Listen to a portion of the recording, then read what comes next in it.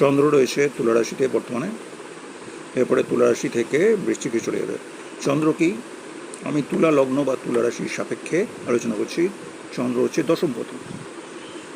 সে দশমপতি যখন লগ্নে বা রাশিতে এসে উপস্থিত হয়, ন্যাচারালি কর্মসংক্রান্ত চিন্তা আপনাকে জ্বালাবে, বেশ ভোগাবে আপনাকে।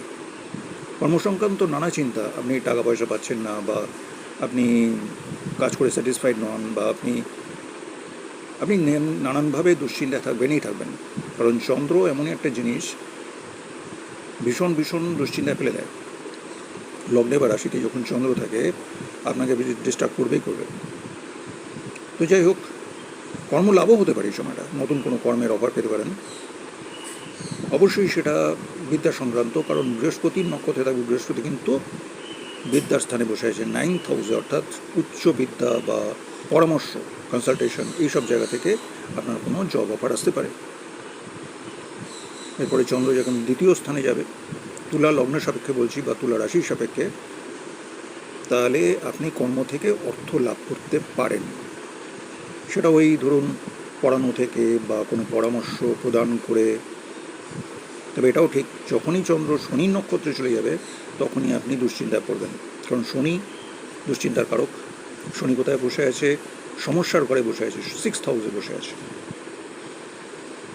বেশ দুশ্চিন্তায় পড়বেন আপনি। কী নিয়ে?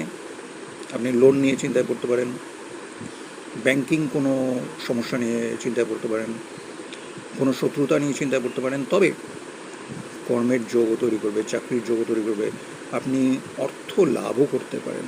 দীর্ঘ আটকে থাকা কোনো অর্থ আপনি হঠাৎ করে পেয়ে যেতে পারেন, তারও সম্ভাবনা আছে।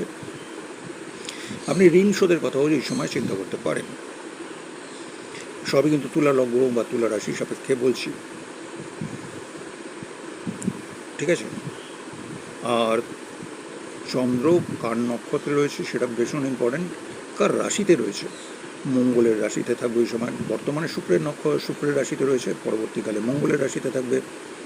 সেই মঙ্গল বর্তমানে 7ম স্থানে বসে আছে, এখানে দেখাচ্ছি না, কিন্তু মঙ্গল বর্তমানে মেষ রাশিতে বসে আছে। অর্থাৎ ওই সময়টা আপনি স্ত্রীর জন্য কিছু ভাবনা চিন্তা করতে পারেন, পরিবারের জন্য কিছু চিন্তা ভাবনা করতে পারেন, ব্যবসা সংক্রান্ত বিষয়ে আপনি কিছু ভাবনা চিন্তা করতে পারেন, ব্যবসায় ইনভেস্টমেন্টের ব্যাপারে কিছু ভাবনা চিন্তা করতে পারেন। কারণ মঙ্গলও কিন্তু আপনাকে ডাইরেক্ট অ্যাসপেক্ট দিচ্ছে চন্দ্রের ওপর এখন, এবং তখনও দেবে, কারণ মঙ্গলের 8ম দৃষ্টি আপনার চন্দ্রের উপর থাকবে। ফলে স্ত্রীর জন্য বা ব্যবসার জন্য আপনাকে তখন অর্থ সংক্রান্ত বিষয়ে ভাবনা চিন্তা করতে হবে।